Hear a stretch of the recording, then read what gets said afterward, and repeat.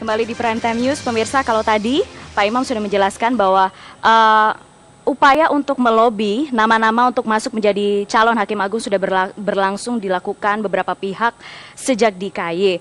Lalu ada yang menolak itu, tapi ada kemungkinan juga yang menerima berarti dong Pak Imam. Jadi 12 ini ada jaminan, tidak ada titipan atau bagaimana? Ya kalau titip telepon itu banyak sekali, ada juga rekomendasi macam-macam, tapi itu ya kita ambil aja. Artinya juga ada yang keberatan, tentu kita melakukan juga namanya ini ya, investigasi ke mereka, kita track mereka ke baik ke tempatnya bekerja maupun di rumahnya, keluarganya seperti apa, kita lihat tentang kelayakan hartanya. Jadi komplit sekali, tapi toh kalau masih ada yang nyelonong itu ya memang kita kan terbatas juga, nggak bisa seperti tidak ada jaminan berarti? Ya kita nggak menjamin, sejauh yang kita lihat sudah bagus. Contoh dulu pernah juga ada yang masuk kemudian keseleo di DPR, yaitu Allah alam, kita berusaha untuk sebaik-baiknya untuk menyeleksi, tapi juga namanya juga inilah, artinya kesempatannya banyak dan peluang untuk melakukan itu juga ada. Saya kira kita nggak bisa apa-apa. Jadi tapi kita berusaha ya sebaik-baiknya lah dari sekian filter banyak. Filter terakhir di DPR berarti? Ya, kita akan begitu mestinya. Ya. Harapannya begitu. Kalau tadi perjalanan sidang selama ini, apakah kualitasnya, integritasnya sudah bisa dilihat atau belum? Ya, pertanyaan yang banyak ditanyakan tuh persoalan integritas ya. Kedua, persoalan pengalaman dan pemahaman hukum. Itu yang memang sudah seperti itu kalau kita di DPR. Dan tadi yang disampaikan Pak Imam juga, kita juga membuka masukan publik. Ya. Jadi pada periode-periode yang lalu ada yang persoalan perkawinan yang tidak dilaporkan, itu juga muncul di rapat kita. Itu terkait integritas ya? Jadi persoalan saya kira kalau bahan mentah ya tentunya KY ya. Kalau bahan mentah ada KY. DPR menseleksi kalau bahan mentah itu sudah emas, sesungguhnya ya kita tinggal memilih emas yang paling bagus karatnya gitu lah, kira-kira gitu kan. Sekarang bahan mentahnya belum ada jaminan bahwa itu bersih, bahwa itu berintegritas. Itu 23 nama yang masuk, 12 nama yang kemudian dilaporkan ke DPR loh Kang Asep. Ini gimana dengan bahan mentah yang lain yang ada di daerah, hakim yang sehari-hari melakukan peradilan di negeri, pengadilan tinggi?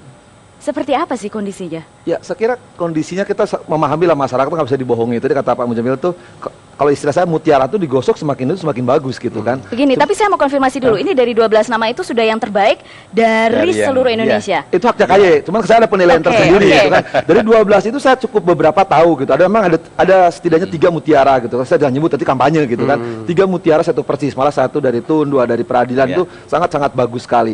Cuman ada 2 yang kira-kira menurut istilah para hakim itu kartu mati gitu, tapi lolos juga dari KY gitu kan. Tapi saya kira terserah nanti anggota DPR, tapi kan kelihatan kok. Ini kan yang dipilih ini wakil Tuhan, wakil-wakil Tuhan, orang yang mulia bergelar agung. Harapan terakhir rakyat untuk mendapatkan keadilan. Jangan sampai nanti yang dipilih, tapi nanti orang-orang yang memang tadi menurut saya tidak etis lah. Seorang penilai yang dinilai, dia seorang wakil Tuhan yang terhormat, yang mulia, kok ngobrol di toilet gitu kan? Emang nggak ada lagi tempat yang ngobrol tempat lain? Sebenarnya gitu kan? Ada aturan khusus nggak sih? Itu etika, etika dimanapun tidak bisa.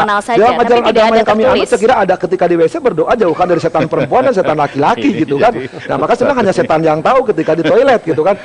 Soal kertas dan amplop itu bedanya tipis gitu kan, orang juga pasti bisa membedakan. Cuman bagi saya gitu, yang terhormat anggota dewan, ini pembelajaran. Seorang anggota hakim itu dipilih karena integritasnya, intelektualitasnya, moralitas. Ukuran moralitas orang etika. Etiskah seorang yang akan nilai calon hakim agung, dia di toilet aja melakukan itu gitu? Etis apalagi di luar. Etis nggak Mas Muzamil? Kan ada yang melakukan penilaian nih nanti. Itu akan mempengaruhi penilaian Anda nggak? Ya tentu akan mempengaruhi dengan mengungkap fakta-fakta yang ada.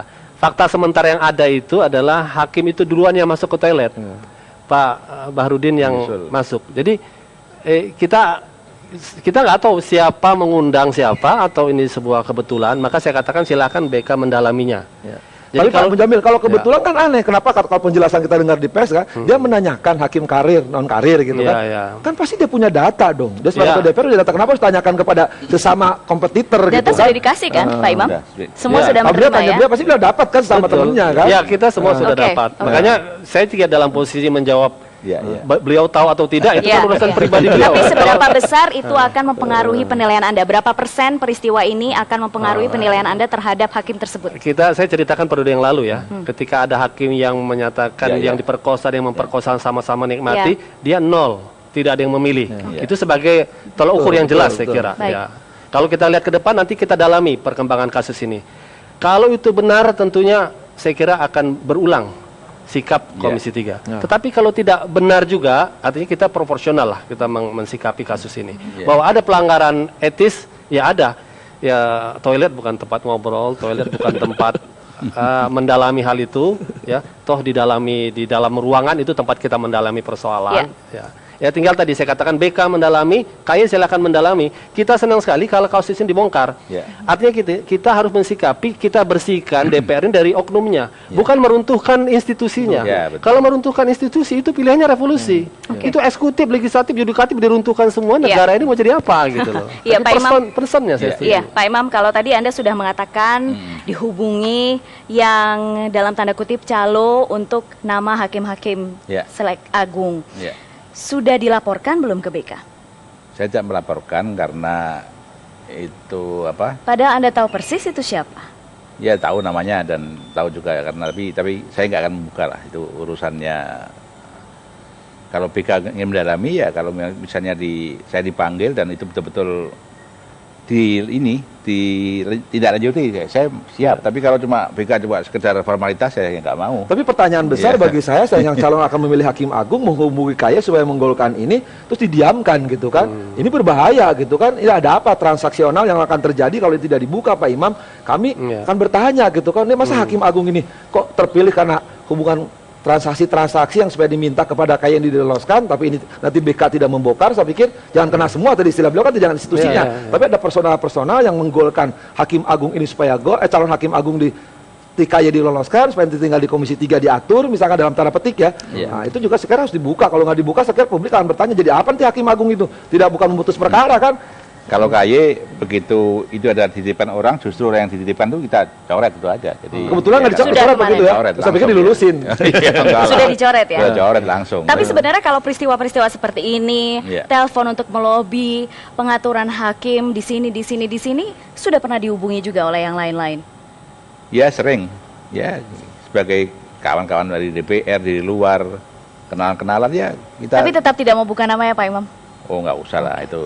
Tapi tidak ke BK juga, karena belum ada jaminan dari BK nih. Iya. Sorry dari kalau dari DPR. BK memanggil bukan siap. Tapi kalau Komisi 3 sudah ada rencana, Mbak. Jadi sudah Komisi 3 malam Senin malam kita akan ada ngambil keputusan. Kita sudah membuat planning sebelum kita keputusan itu sore kita ingin mengundang koordinasi dengan KY. Kita pengen KY menjelaskan kepada kita. Baik. Ya, itu itikat baik kami untuk menjaga marwah DPR, bahwa DPR ada oknumnya melakukan seperti itu, kami tidak menutupi, tidak mengingkari. Itu persoalan bangsa kita yang akan kita atasi. Baik. Jadi tidak hanya DPR, saya pikir pembelajaran bagi KY juga meloloskan yang secara etis bisa lolos gitu kan. Itu juga pembelajaran kan. Baik, kita akan jeda dulu pemirsa, tetap bersama kami di Prime Time News.